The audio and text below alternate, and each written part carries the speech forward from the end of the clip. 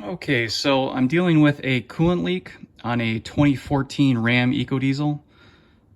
In this case, it was coming from the Turbocharger coolant supply line that's located underneath the intake manifold. This is fairly well documented on these motors. Here we are looking down in the intake valley. And you can see that hole right there, you can see how it's ruptured. And you can also see the coolant that's in the intake valley. And this will flow back towards the firewall of the truck. There's the turbocharger assembly, and it'll leak over the bell housing of the transmission. Now, as far as removing the intake manifold, what I like to do is, obviously, the engine cover, the foam covers that are on top of the injectors need to be removed. The air filter housing that used to be here has to be taken away. And, you know, over the intake manifold, you're going to see just a massive wiring harness covering everything. And to make a long story short, what I like to do is start by disconnecting it here. This is the engine control module.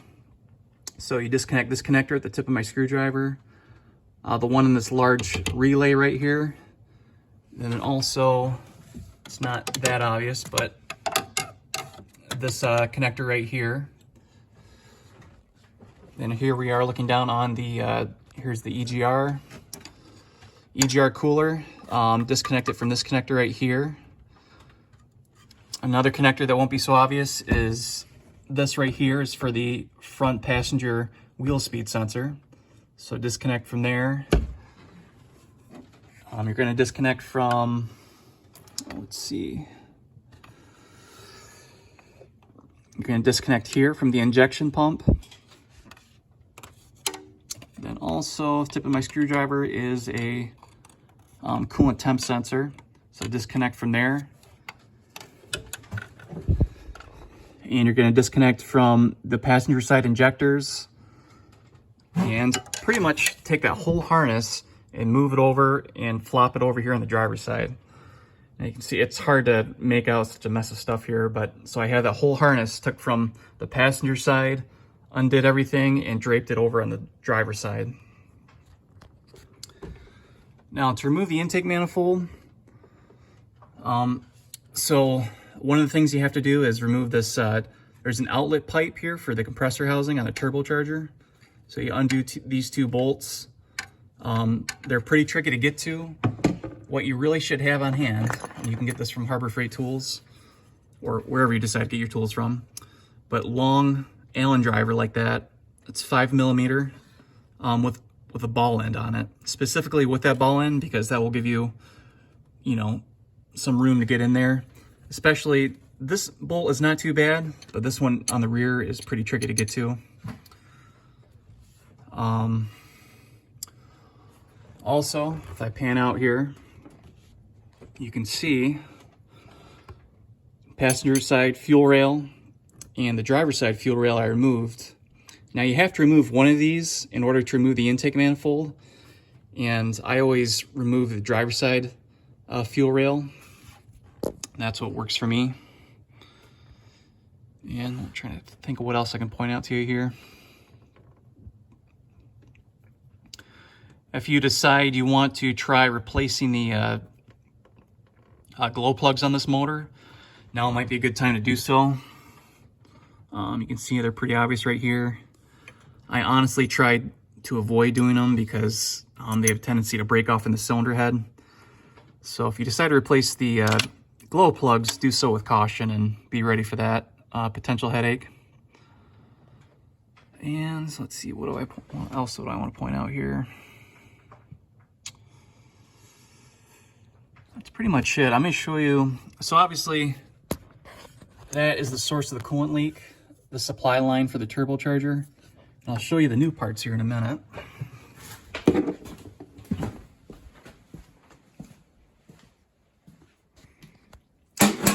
Okay, so obviously old intake manifold and the new one. And in the case of this truck is actually deleted, so I'm going to remove this intake runner actuator motor and these actual intake runner flaps. You can see on the old one how badly caked up they are with soot. And this is very typical on all these Ecodiesel motors from the EGR system, dumping that stuff into the intake manifold. And let's see here. Might be easier to show you in this one. So there are a total of 11 8mm head bolts that hold it down to the cylinder heads. This one back here is very tricky to get to. This is right by the turbocharger. It's not too bad, but you're definitely going to want to have some wobble extensions, 1/4-inch drive, or maybe an 8mm swivel socket for that. That's pretty much it. The new intake manifolds come with a new map sensor, which is really nice. They also come with new intake gaskets as well. And here is the replacement Dorman Turbocharger coolant line. You can see they use a woven stainless steel braided line there to replace the old one. New banjo bolts. This is for the cylinder head. This is for the turbocharger. You can see the new copper sealing washers for each banjo bolt. And so on the turbocharger, getting access to that banjo bolt is pretty tricky to do. You can see, so turbocharger assembly, this aluminum heat shield right here is hiding the turbine side of the turbocharger. You can see you have a rag stuffed in the compressor outlet here to keep debris from falling in there. Because you certainly, on anything, on the intake ports and in that turbocharger, you don't want to drop any, foreign material. I normally use a borescope and a camera to inspect every port to make sure I haven't dropped anything. So at the tip of this screwdriver, I'm tapping on, that's the banjo bolt that goes into the center of the turbocharger to supply it with coolant. It's a little tricky to get to. What you have to do is here's the oil supply line on top.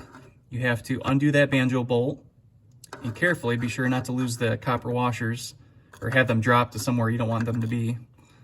Once you undo that bolt, you can move this line over about 3/8 of an inch, maybe. And then also you should remove this heat shield. Now the heat shield is held on deleted truck. This is a lot easier, but there is a bolt here, or a nut that holds it to the valve cover there. And actually I'm used to doing this on deleted trucks. I can see the other bolt, it's down underneath this EGR cooler. So if you have an EGR cooler on your engine, you might have to remove that to get access to that nut if you decide to. And also right here, there's another, button head socket cap bolt on the other, that bolts to here, right here. So there's 3 fasteners that hold this heat shield in place. Once you do that, you can move the heat shield away. You could also, as an alternative, hack and slice this aluminum heat shield here to make this more accessible. You certainly want to keep this in place because the turbocharger gets extremely hot, and what you don't want it to do is melt this plastic valve cover. So the heat shield has to be reinstalled if you remove it.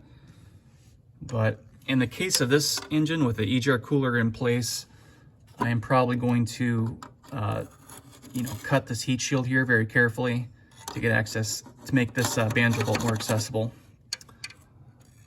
And that's pretty much it. What else can I point out? Yeah, I guess as far as reinstalling the intake manifold, the nice thing about common rail diesel motors is that you can, bleeding the injectors, or cracking the line at the injector and bleeding it there when you restart the vehicle, it's not really necessary.